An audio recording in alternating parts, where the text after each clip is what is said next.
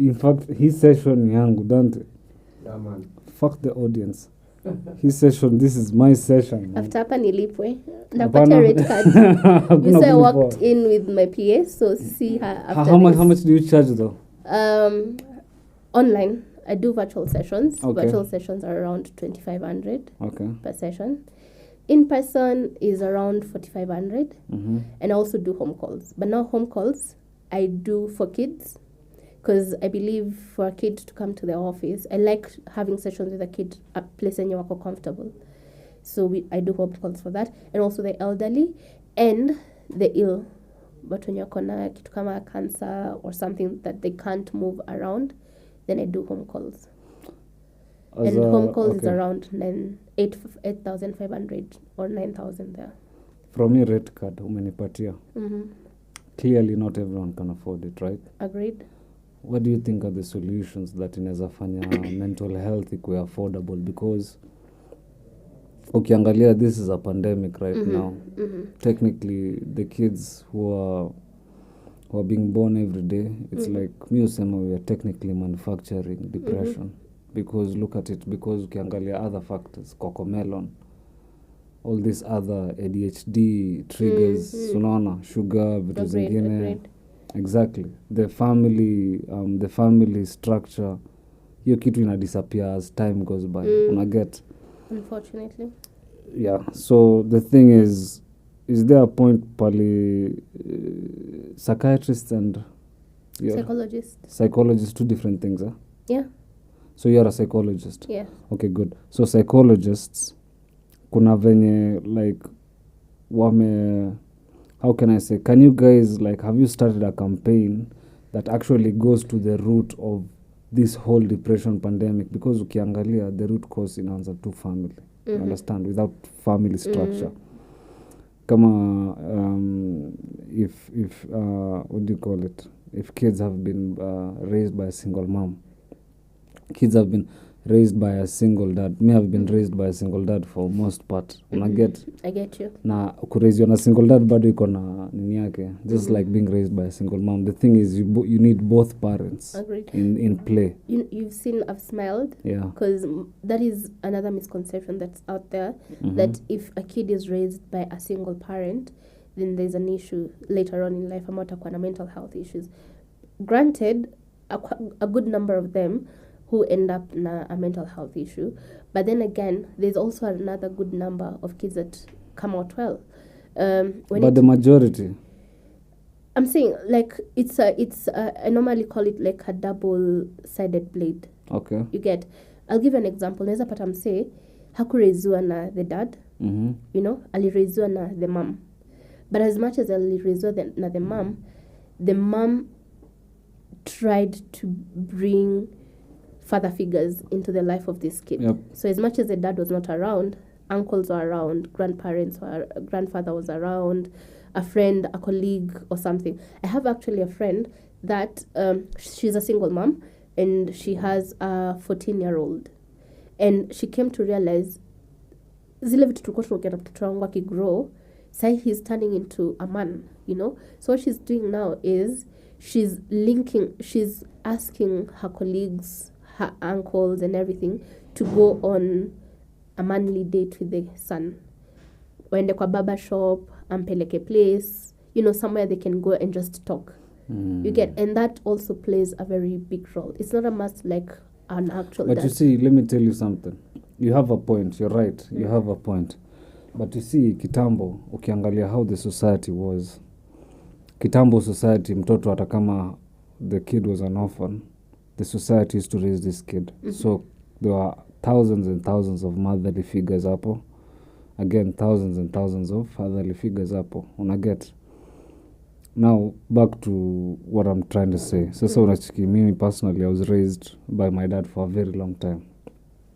Here in itself, I guess, pia inaonesha how I carry myself as a person, the personality. Watu wanaonanga Nas from afar na kuanga this arrogant guy. There's that arrogant picture kila mtu anasemanga. There's no that maternal aspect of you. Thank you. You understand? Ile kusoft, ile kupampariwa, there was no. You understand? And nilikuwa hivyo for a very long time until my mother stepped into the picture akasema, my guy, chill out kidogo, chill out kwa na nini, of which nikaanza pole pole, you understand?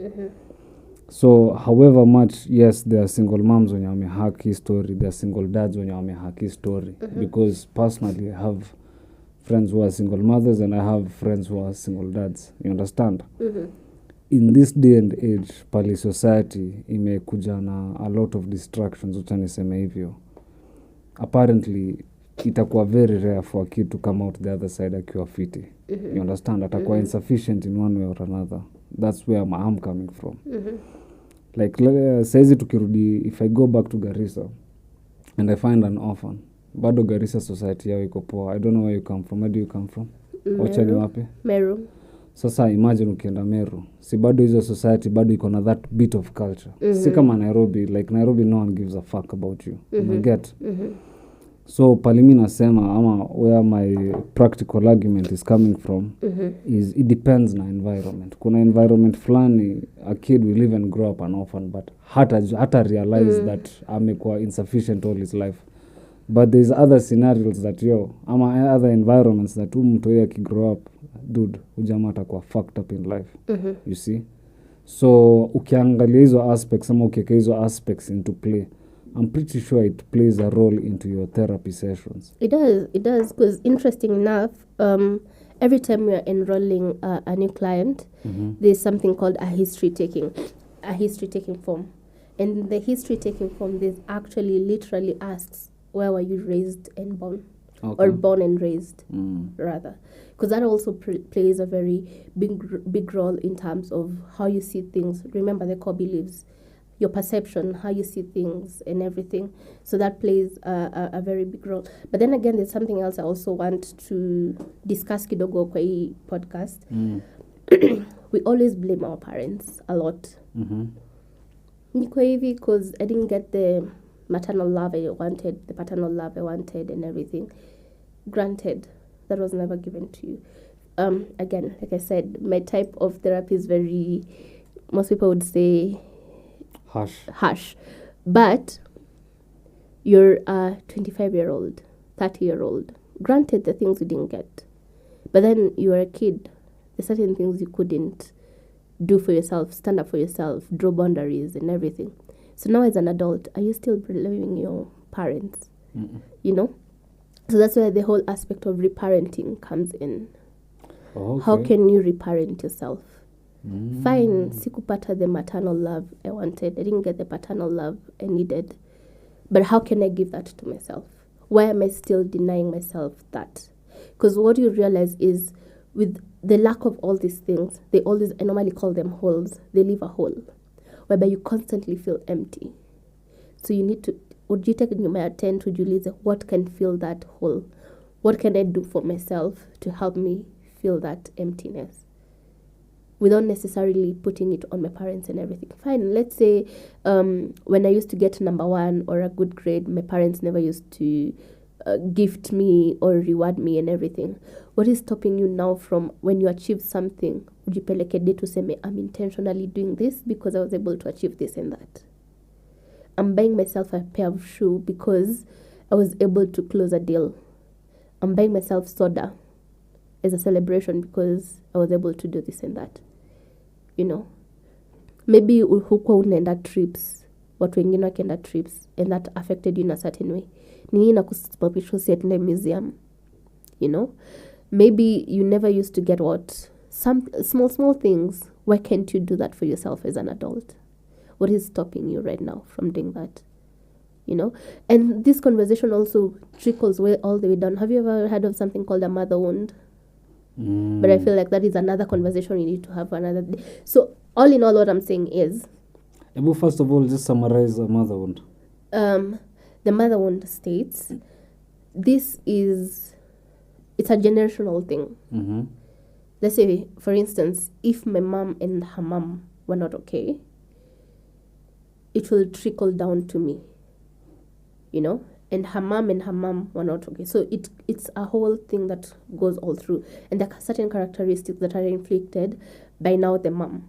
Whereby the mom is either a narcissist, the mom expects the kid to do meet her basic needs and everything, do her responsibility, her zile vitu zenye madhe anafaa kufanya, and expect mtoto wake ndio atamfanyia. I don't know if that makes sense. I get you. And that now is impacted on the daughter and everything, to a point whereby they don't talk, they don't have a good relationship at all and everything. And that also affects the way this person sees life. And if they end up having daughters, it will trickle down to them. So it's called a mother wound from generations to generations to generation. But now when do you stop and say, this is where I'm ending this? I was giving an example the other day. Sorry if I'm digressing.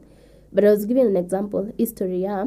When a woman gets to 30, when a skuma get married, I'm even 100% sure I've had that conversation just the other day with my mom, where unatuleta mtulini and everything. But there's this thing that women have that say, wanawake wa kwetu, they don't get married, or they don't last in marriages and everything. Have you ever heard of something called self-fulfilling prophecy? Yeah, self-explanatory, but yes. Yes. So I like that. What happens is, umeona auntie yako, a couple of your aunties were not married and everything. So no one told you this, but it's already sunk in you. So what happens is, every time you're in a good relationship and everything, you keep on sabotaging the relationship. Why? Because women in our family don't get married or don't last in marriages. Hold it there. Hold it right fucking there. Here's the thing. I guess niko na kitu kama hiyo, but a bit opposite. Here's the thing. I was thrown at marriage at a very young age. At 17. So, and the only reason sikuenda through with it was because wacha tu niseme subliminally ama without me knowing, because I'm a very observant person. Like, I'm that person mwenye mi unaweza kaka chini ni observe vitu for a long time, and I'll be very patient observing something for a long time just to see a pattern. Nikirecognize pattern hivi, I'd be like, okay, there is, I don't want to go this road. So the pattern was that not only my family, but also extended family, cousins wameingia into marriages, that this is what has happened. This is what has happened. So me, I'm constantly taking notes. And in that point of constantly taking notes, ni data nachukua. Na nikichukua data, I'm like, Naz, I'm not going this road. I get how my childhood was. I'm not peleki to my kid. Generational trauma inaisha na mimi. You see? And now you see all these factors I'm putting into play. Imekujani ku dictate much of how I even choose a lady, even how to talk. I don't date. Iko out there. Every friend anajua Naz does not date. Because why? I look for these things, look for factors. Yo, me personally, I'm looking forward to marriage. You understand? Sitaki kudate history ya kudate Nairobi. Sawa, kama kuna situationships fine. Mungu atusamehe. Zinani mbaya. You see? But the point is, kuna kuangana out of all this data collection for I don't know how many years tangu nikuwa mdogo. Na kachini even go for dates sometimes, na nikiangalia tu I'm like, X. I've crossed all the boxes na nishaeka hiyo file call. You already created a certain photo or picture in your mind. I'm like, nope, who by next week we're not going to talk again. You understand? Now I've constantly said, this is how I'm going to run things. So, from a psychologist's perspective, huwa unadhani the fact that nimekuwa collect hizi data that inaweza ni affect in future. It can, and that's what we were talking about, the whole self-fulfilling point. But then, granted, there's a certain pattern you've noticed, right? But now, after noticing that pattern, instead of you playing into the pattern, you need now to, problem solve. Ask, it's problem solve. Okay. Ask yourself, what can I do different? What traits do I have within me that can make me not last in a relationship like my 4 fathers or 4 parents or 4 aunties or whatever? Stop there. You're right. And for the longest time, kuna place nilikuwa nimesikia that ukitaka kujijua, start by understanding who your dad is. You get? Now, I'm a spitting image of my dad. Now, for everything down to some characteristics. Una get? The only difference is I think mi nakuanga na empathy sana. He lacks that. Mimi nasikianga huruma sana. I've gone to boxing matches na nini. If I inflict pain on someone, I really feel it. Nasikianga huruma and I just go and say sorry. Una get? So, I've stayed a very long time study, and that's why if I'm going back to uni, I'm going to do psychology. Hii kitu inanibamba design ingine. It's amazing. I understand. Interesting enough, nikijua uni sikuwa nifanya psych, but a story for another day. So, I look at my dad, naangalia characteristics zake zote, because my dad has not been in one marriage, amekuwa in a lot of marriages, right? So I'm like, okay, so this is the characteristics of my dad, and this is what I share with my dad. Naz, in the modern day, you're not going to handle a woman ukidil na character ya mzae. You need to kill it. Unless, if you want a woman utadil na ex, this is the value of women you're going to deal with. Ama this is the pool of women you're going to deal with. Of which hawatakuwa na other personalities that you want. So you have to kill this character. You understand? Of which nimejaribu kukill hizo ma characters mob, hizo traits zote. Again, the good thing about problem solving is, and the good thing rather about me is the same way unakuanga harsh, I'm way harsh, nakuanga okay with reality. You see? In other scenarios whereby I never ask why in other reality situations, mtu akikufa leo, I will never ask myself why. That's fucking nature, Nasir. If a girl akikosa kunitext, I'm like, she's probably making out with another guy. Nasir, hauko. Stop, move on. I'm actually mi ujiongelesha, mi ujitamkutana. But that is jumping into conclusion. Even if, but as in ile... It helps you through it. Thank you. It helps me through it. Kuna time it's so obvious that you're pushing it, Nasir, hudema yuko form yako. Move on. You see? The other point, zile points mi nezataka kuuliza why, is the point that, dude, history ilikuwa inafaa kuenda hivi. Like we were supposed to come, meet, schedule ilikuwa inafaa kuwa 9. You didn't fucking make time, man. Na tukawaste your time yote. Why? Unaget? So, those bits and with the fact that naangalia wazazi, because one way or another, your mental capacity may inherit from both parents biologically, whether you like it or not. You see? 100%. So, kuna zile traits flani, I look na your mother, and I'm like, okay, fine. I like this about her. This is not good. This is what I've borrowed. I'm killing that. And nilianza kufanya tu hiyo for the last 2 years. I am way better than ukiniona saizi.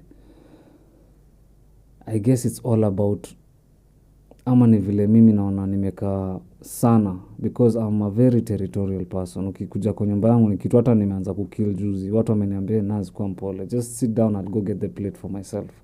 Mimi nilimsema just sit down and go get the plate for you. Plate ikiletwa ukimaliza kula, I want to take that plate niweke in a certain place. Kuna mahali fulani, there's a section in my house nilikuwa nimeka ofisi, of which most of the tables zileta hapa kwa studio. Hiyo ofisi ilikuwa na a certain mess. That Your own mess. My own mess that nilikuwa na system towards. If a house helper alikuwa anakuja kuclean hiyo kitu, I used to get pissed off. Like, don't fucking clean that mess. Your mess ni yangu, achana nao. Clean everywhere else, lakini hizi makaratasi everything is. I know, I have a system towards it. Again, na pia OCD. Kuna OCD zingine as in I was like, nah fam, you have to kill this. Kuna time I never even used to shake hands. I think COVID ndo ilikuanga the epitome of my OCD. Do you believe that nilikuwa naandikanga record? Who came into my house, who touched what and what? That's how bad it was. So, I guess with time, about in regards to understanding where your surrounding is, or which surrounding a family, ukirudi nyuma, because now, influence yangu growing up imetoka kwa siblings mostly, hata si parents, of which pia wao influence yao imetoka kwa wazazi, ikienda hivi. So, I sit down and naangalia each of my siblings, I'm like, okay, hii ni shida yako, hii ni shida yako, hii ni shida yako. Of which, most of them wako na shida moja. They have never learned to heal. Because let me tell you something. You can tell me actually, not me telling you. When the process of healing come through, that's when like 90% of the problems are solved. Because you see, healing inakuonyesha this other side of reality. That labda shida ilikuwa wewe, Nasir. Actually also, healing doesn't come without acceptance. There you go. So, kuna point I was like, nah family yangu is better than that. No, these people are better than that. I cannot accept that watu kama hao wanaweza kuwa na hiyo akili. But nah vile umesema ili come na acceptance. By learning these are their traits, because kuna personality pia kwa psychology, right? Kuna personality. Huyu personality yake ni hivi, huyu personality yake ni hivi. What have I borrowed from this? This is the person I am. Because on a normal day, trust me, nasema mimi ni mtu wa watu. Nikitembea home hapo Sportsville, I would shake hands with everyone. But at the end of the day, nataka tu kwenda kujifungia peke yangu and sit. Because hiyo ni character nimekuja kudevelop now as I'm growing. Kitambo siko home, I never used to like sitting on my own. Nataka I needed company ya watu. Like, hey man, I feel. But right now, I guess it's the awakening, vile umesema. Ama the self-awareness. Kuna point nilifika nikasema, okay fine, I'm not pushing people anymore. Hawa si wako class yangu. Let me fucking walk away. No, it's true. Agreed.